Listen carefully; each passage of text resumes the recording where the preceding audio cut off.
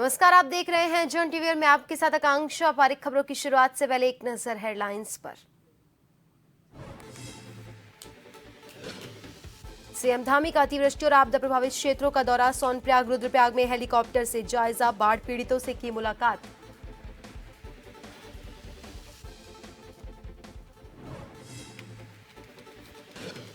बद्रीनाथ धाम में पहुंचे रिकॉर्ड तोड़ श्रद्धालु। 9 लाख से ज्यादा तीर्थयात्रियों ने किए दर्शन। मौसम की मार पर आस्था भारी।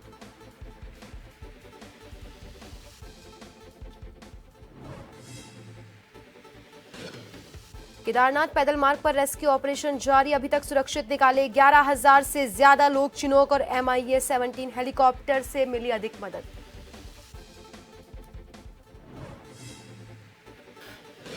उत्तराखंड वक्फ बोर्ड के चेयरमैन का संशोधन बिल का समर्थन। बोले अधिकारियों को कम करना सही, जमीनों को खुर्द-बुर्द करने का भी लगाया आरोप।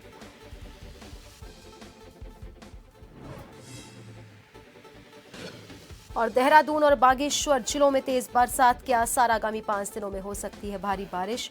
मौसम विभाग ने की पहाड़ों की यात्रा नहीं करने की अपील।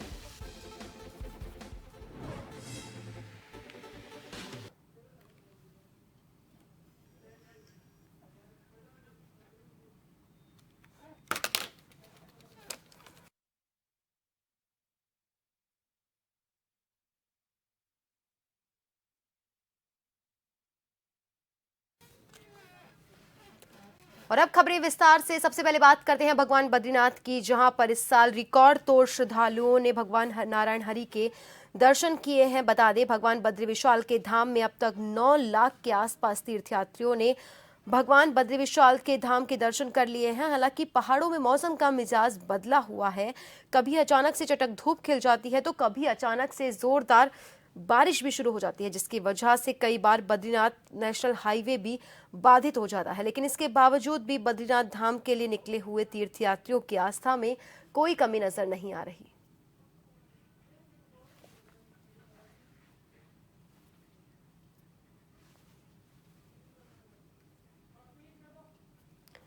बता दें कि भगवान बद्री विशाल के धाम में इस साल रिकॉर्ड तोड़ तीर्थयात्रियों ने भगवान नारायण हरि के दर्शन किए हैं, जहां लगातार रिकॉर्ड तोड़ अब तक तकरीबन 9 लाख श्रद्धालु भगवान बद्री विशाल धाम के दर्शन कर चुके हैं। हालांकि पहाड़ों में मौसम का मिजाज बदला हुआ है, जहां कभी तो अचानक से चटक धूप खिलती हुई नजर आती है तो कभी तेज बारिश शुरू हो जाती है, जिसकी वजह से लगातार बद्रीनाथ हाईवे भी जाम हो जाता है या बाधित हो जाता है। लेकिन इसके बावजूद भी लोगों की श्रद्धा में कोई कमी नहीं नजर आ रही और वो लगातार बद्री विशाल धाम पहुंच रहे हैं।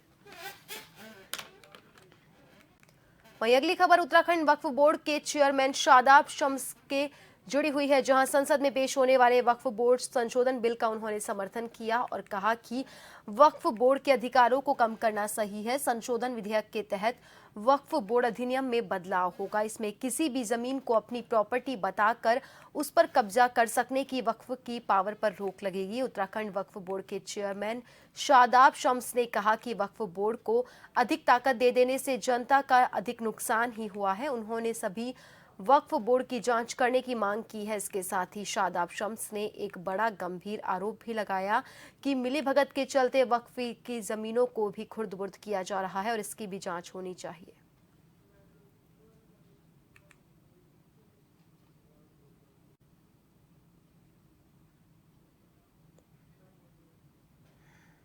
कि एक ईमानदार कोशिश, कई बार ज़्यादा ताकत देना भी नुकसानदायक होता है। वक्फ एक्ट को ज़्यादा ताकत देने के कई खामियाजा जो हुआ, वो कई सारे विषय हमारे सामने भी आए। देहरादून में भी एक ऐसा विषय है जो हमारे सामने आया था, जिसमें ज़्यादा पावर देने से भी जो आम व्यक्ति हैं उनको नुकसान होता है।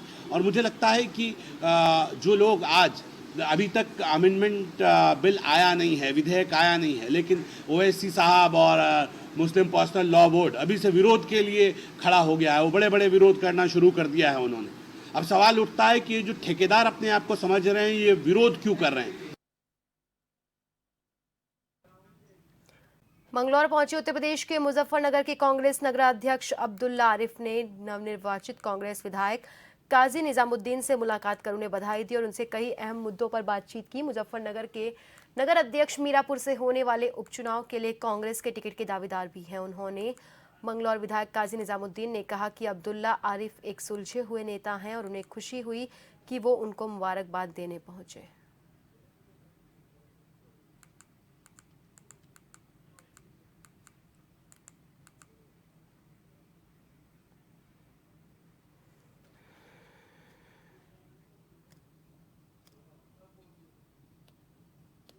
के भाई हैं, वकील साहब हैं, सम्मानित मुजफ्फरनगर के कांग्रेसी नेता हैं और ये मेरे पास आए थे मिठाई और बुके लेकर और हमारे कांग्रेस के साथी और इनके साथ और लोग आए थे। मैं इनका बहुत आभार व्यक्त करता हूँ। इन्होंने चुनाव में भी आकर यहाँ काम किया और मेहनत की और ये मंगलौर विधानसभा का चुनाव ऐसा रहा है, इसमें सभी लोगों का सहयोग रहा और बहुत दूर दूर से सभी साथी पार्टी के लोग आए हैं, उन्होंने अपना योगदान दिया। मैं सभी का बहुत आभार व्यक्त करता हूँ। चुनाव था, सरकार का सारा सिस्टम हमारे खिलाफ था, उसके बावजूद काजी जी ने बहुत अच्छा चुनाव लड़ा और जनता चुनाव लड़ रही थी। काजी जी चुनाव क्या लड़ रहे थे, जनता ने ही चुनाव जीता है। और काजी जी ख़ास तौर से युवाओं के लिए एक प्रेरणा स्रोत हैं, क्योंकि जिस तरीके से उन्होंने चुनाव लड़ा है, जैसे हम जैसे नौजवान राजनीति में हैं, तो हम लोगों के लिए कहीं ना कहीं एक सीख है कि हमें भी भविष्य में कभी चुनाव लड़ने का मौका मिलेगा, कभी ऐसी परिस्थितियां आएंगी तो चुनाव कैसे जीता जाता है और कैसा मैनेजमेंट चुनाव का होता है। ये एक तारीफ़ काबिल की बात है और युवाओं के लिए एक प्रेरणा की बात है। उत्तराखंड में मानसून की दस्तक के बाद से स्वास्थ्य विभाग डेंगू की रोकथाम के लिए लगातार एक्टिव मोड में काम कर रहा है। इसे लेकर स्वास्थ्य सचिव डॉक्टर आर राजेश कुमार ने कहा कि सोर्स रिडक्शन के अंतर्गत हमने अभी तक लगभग 7.5 लाख से ज्यादा घरों का निरीक्षण किया और हर जगह पर नगर निगम, जिला प्रशासन और स्वास्थ्य विभाग तीनों मिलकर काम कर रहे हैं। नगर निगम आयुक्त गौरव कुमार ने कहा कि नगर निगम द्वारा मार्च महीने से ही देहरादून में फॉगिंग की जा रही है और लगातार लार्वा साइट्स का छिड़काव किया जा रहा है। तो हमारी सोर्स रिडक्शन की जो स्ट्रैटेजी है उसमें हम लोगों ने लगभग 7.5 लाख से भी ज़्यादा घरों को हम लोगों ने कवर किया है अभी।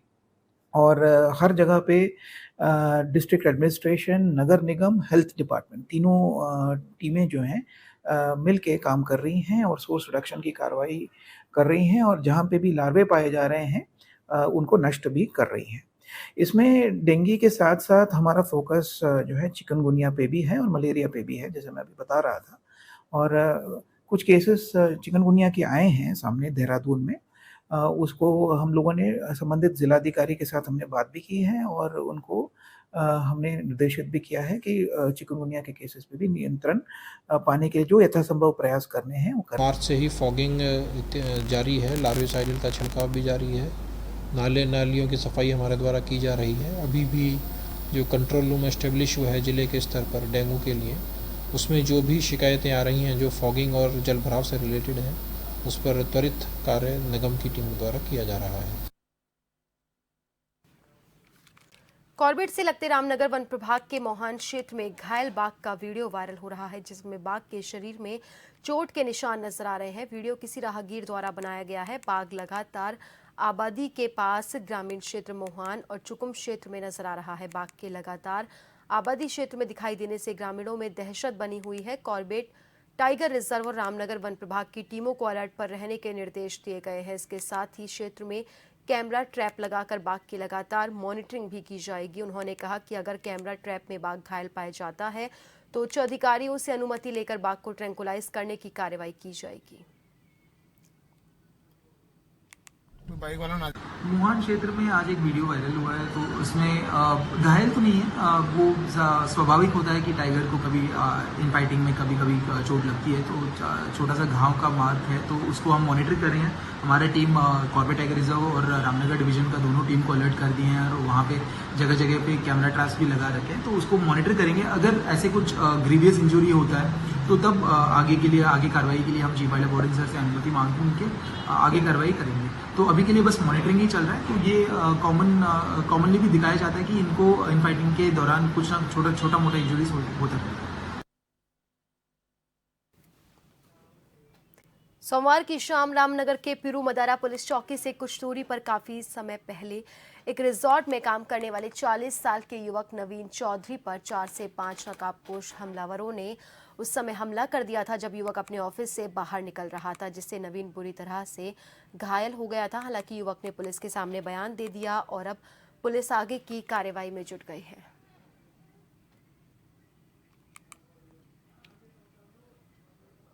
ये मेरे ऑफिस के बाहर, मैं ऑफिस से निकल रहा था। अभी मुश्किल से 7 बजे के आसपास की बात होगी। ऑफिस से निकला, अचानक अपनी गाड़ी में जैसी गाड़ी खोली बैठी, 5 लोग आए गाड़ी में, जिसका नाम लवी गिल है। वो मेरे बड़ा सा आगे रहता है, अनंतम रिजॉर्ट में वो काम करता है।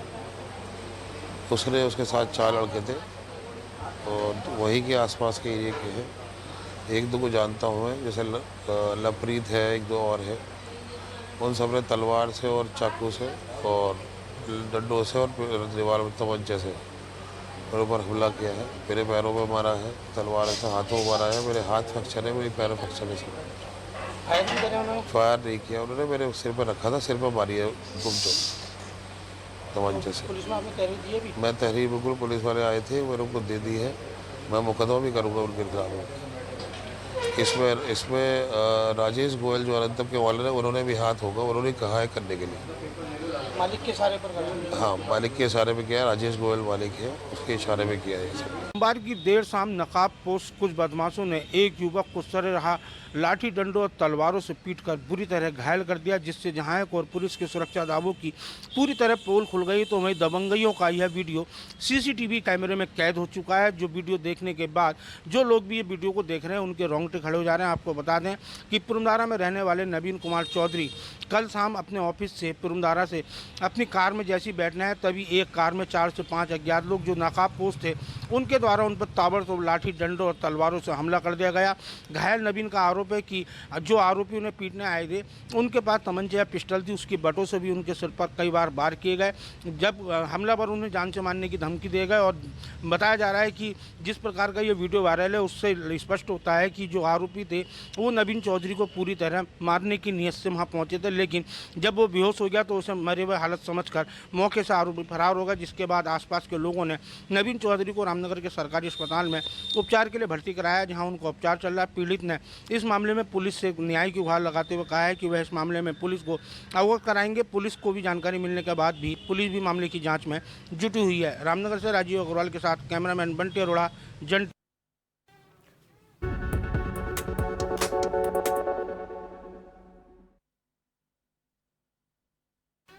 ब्रेक के बाद एक बार फिर से आप सभी का स्वागत है। बढ़ते हैं अगली खबर की ओर। सोमवार की देर रात एक युवक के घर में सोने के दौरान जहरीले सांप के काटने से दर्दनाक मौत हो गई। 23 वर्षीय राहुल रावत अपने किसी निजी कार्य से अपने पैतृक गांव अल्मोड़ा के सल्ट विधानसभा के ग्राम देवाल में गया हुआ था। जानकारी के मुताबिक रात में वो अपने चाचा के साथ सो रहा था। इसी बीच उसे जहरीले सांप ने काट लिया।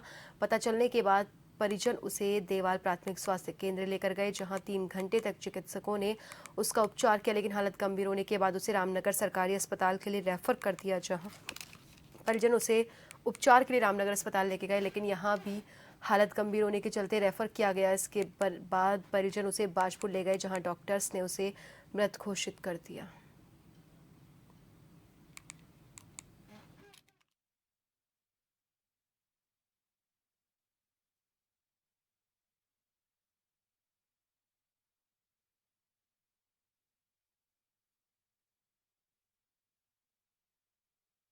तीन घंटे बाद बच्चे की हालत गंभीर हो गई, तब उन्होंने उसको रेफर किया और उस बच्चे को लेके रामनगर आए। रामनगर वालों ने रेफर कर दिया और उसको हम बाजपुर ले गए। बाजपुर वालों ने उसे मृत घोषित कर दिया और बाजपुर के डॉक्टरों ने कहा कि आपने थोड़ी देर कर दी, अगर थोड़ी देर पहले आ जाता तो बच्चा बच जाता। ये स्वास्थ्य केंद्र देवाल की लापरवाही के कारण ये बच्चे की मौत हुई है। ब्लॉक के अंतर्गत आने वाला डुमक गांव पिछले कई सालों से सड़क संबंधित समस्याओं से जूझ रहा है, जिसको लेकर डुमक गांव में फिर से धरना प्रदर्शन शुरू हो चुका है और यहां के ग्रामीण आज भी अपनी मांगों पर अड़े हुए हैं और लगातार शासन और प्रशासन के खिलाफ जमकर नारेबाजी भी कर रहे हैं। वहीं एक और स्थानीय ग्रामीणों का कहना है कि पूर्व में भी डुमक गांव में क्रमिक धरना प्रदर्शन किया जा चुका है, जिस दौरान शासन और प्रशासन ने सभी ग्रामीणों को आश्वासन दिया था कि जल्द डुमक गांव की सड़क संबंधित समस्या को पूरा किया जाएगा, लेकिन आज तक कुछ भी कार्रवाई नहीं हो पाई, जिसको लेकर के हमने फिर एक बार अपने गांव में क्रमिक धरना प्रदर्शन शुरू कर दिया।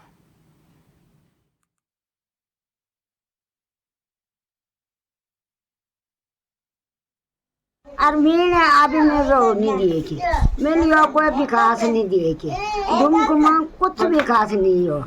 हम कने हुए बिन विकास करने रहे, बिन रोड़ा करने रहे। हम हमारे यो जरूर रोड होना चाहिए। अभी तक शासन और प्रशासन हमारी कोई सुध लेने के लिए तैयार नहीं है, नहीं फोन वार्ता से कोई बात करने को तैयार है। और आगे हम कार्मिक धरने को बदलने के स्वरूप में आगे बढ़ रहे हैं, और नहीं होगा तो हम कार्मिक उपवास भी रखा जाएगा।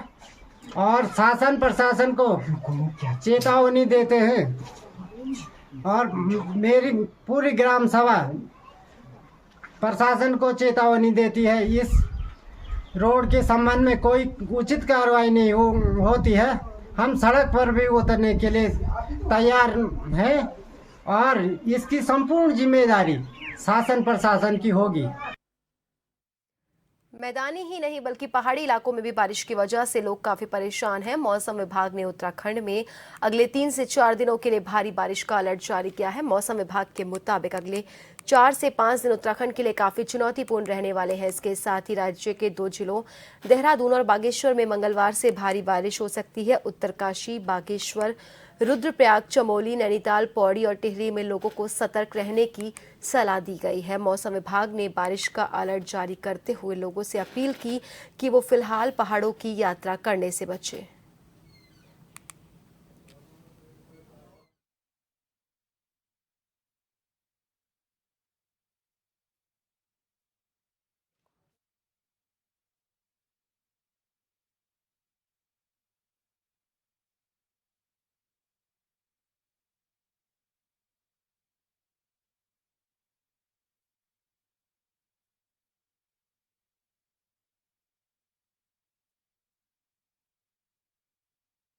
मुख्यमंत्री पुष्कर सिंह धामी ने रुद्रप्रयाग के आपदा प्रभावित क्षेत्रों का हवाई दौरा किया। बता दें, इसके बाद स्थानीय जनप्रतिनिधियों और उच्च अधिकारियों के साथ बैठक कर अतिवृष्टि से प्रभावित क्षेत्रों में राहत और बचाव कार्यों की समीक्षा भी की। इस दौरान आपदा से क्षतिग्रस्त हुए मार्गों और पुलों को ठीक करने के लिए किए जा रहे कार्यों की जानकारी ली। धामी ने कहा कि हमारी सरकार जल्द से जल्द केदारनाथ यात्रा मार्ग को पहले की तरह संचालित करने का काम तेजी से कर रही है।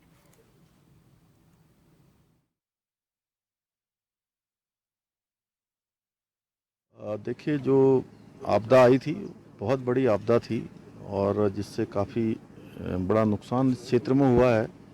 लगभग 29 स्थानों पर, छोटे बड़े स्थानों को लगा दिया जाए तो 29 जगह पर सड़क मार्ग कट हुआ है और भूस्खलन की चपेट में आया है। 2 स्थानों पर पुल भी, और तमाम जो सरकारी संपत्तियां हैं उसका भी नुकसान हुआ है, कटाव बहुत हुआ है। बिजली की लाइनें क्षतिग्रस्त हुई हैं, पेयजल की लाइनें क्षतिग्रस्त हुई हैं, दूर संचार सेवाएं भी कुछ समय बाधित रही हैं, लेकिन सभी लोगों ने मिलकर, यहाँ पर आपदा प्रबंधन विभाग के लोगों ने, हमारे जिला प्रशासन के लोगों ने, NDRF, STRF, अनेक संस्थाएं, हमारे सभी जनप्रतिनिधिगण, धार्मिक संगठनों के लोग, सामाजिक संगठनों के लोग, हमारे प्रधानगण, पंचायत के प्रतिनिधि, पंडा समाज के लोग, तीर्थ पुरोहित, सब ने आगे आकर इस मुश्किल समय में तेज़ी से इस अभियान में सभी को मदद करने का काम किया है, बचाने का काम किया है, राहत पहुंचाने का काम किया है, राज्य सरकार ने भी और केंद्र सरकार ने भी। उत्तराखंड के केदारनाथ में 31 जुलाई को आई आपदा की वजह से हजारों लोग केदारनाथ यात्रा के दौरान धाम में और पैदल मार्ग पर जगह जगह फंस गए थे, जिनको निकालने के लिए पूरा सिस्टम 6 दिनों तक जुटा रहा। जबकि पूरे देश के लोग केदारनाथ में फंसे लोगों के सुरक्षित रेस्क्यू होने की भी दुआ कर रहे थे, लेकिन उत्तराखंड के राजनीतिक दल इस नाजुक समय में भी राजनीति करने से बाज नहीं आ रहे। कभी विपक्षी दल कांग्रेस तो कभी सत्ताधारी दल बीजेपी, दोनों तरफ से आपदा को लेकर बयानबाजी की जा रही है।